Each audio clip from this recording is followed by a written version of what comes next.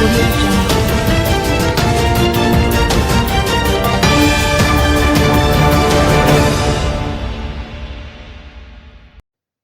Cleaning of critical drains to begin soon in Kingston and St. Andrew. Mayor of Kingston, Andrew Swaby, says work is to begin cleaning gullies and drains in the corporate area within a week. He gave the commitment after completing a 2-day tour of 10 divisions in Kingston and St. Andrew to assess the condition of critical gullies and drains. The areas visited include New Haven, Harbour View, and Whites Wood in Bull Bay. During the visit, Swaby emphasized the urgency of addressing the drainage issue and announced that work to clean the gullies will soon commence with the aim of improving drainage and preventing flooding in the affected areas. Quite a number of them are in a deplorable condition, and some drains need to be cleaned right away. Some of them, I believe, can be solved with the whole issue of the garbage collection and persons just dispose of their waste in that manner, he's pointed out. He said the city engineer has made a number of recommendations, including in relation to the Dehaney River, which needs to be drained to prevent flooding of the New Haven community. PM Holness says despite calls from employers to import labor, he has not given up on Jamaicans. Prime Minister Dr. Andrew Holness says despite calls from employers to import labor, he has not given up on the local labor force. Speaking at the Jamaica Labour Party fundraising banquet on Friday, the Prime Minister noted that he does not believe it is time to import labour. He said the government will be pushing hard to get Jamaicans who are not employed into the formal economic space. He highlighted the work already done by the government to reduce the unemployment rate significantly.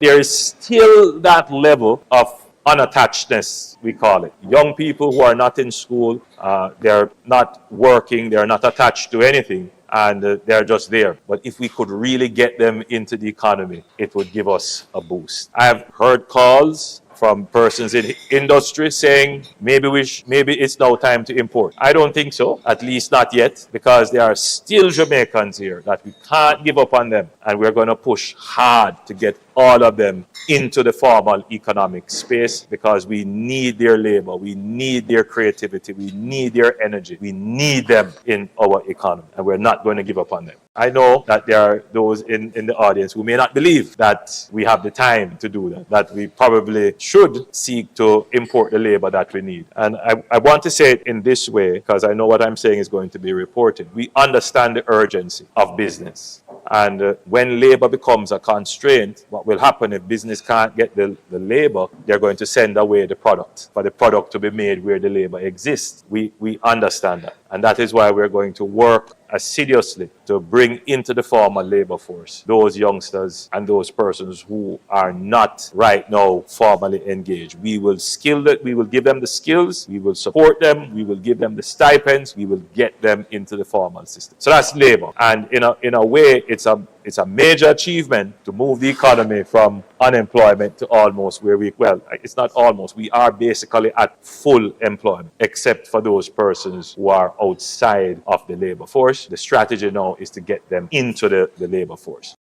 JCEA chairman calls for withdrawal of blockchain platform for coffee exports.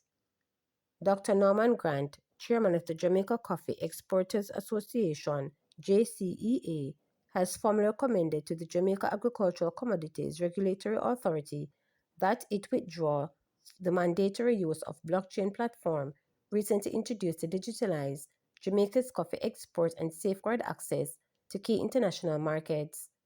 Despite its intended benefit, the platform has raised concern among some farmers and processors over risk including exposure to the theft of trade secret, data ownership, and increased costs associated with the phased rollout of the platform.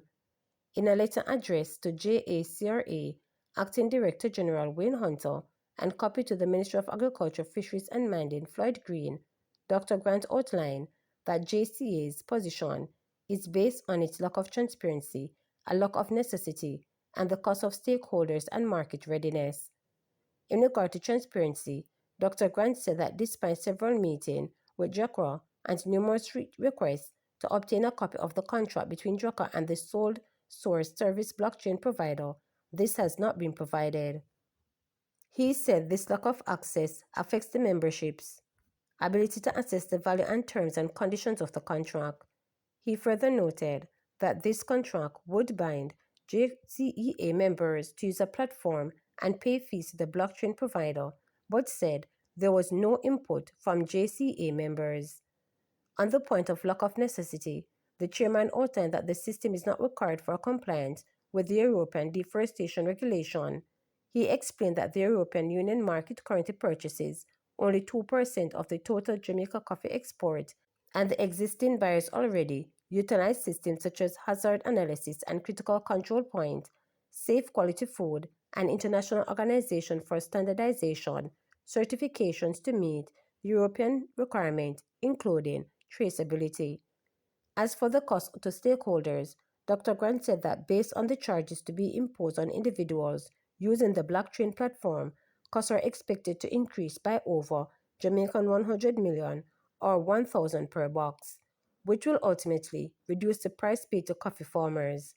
He stressed that this traceability will not result in increased revenue in the short term and therefore represent a net cost to the coffee industry and its farmers, which he said the industry simply cannot afford given rising operating expenses, declining productivity, and resistance from buyers to price increase.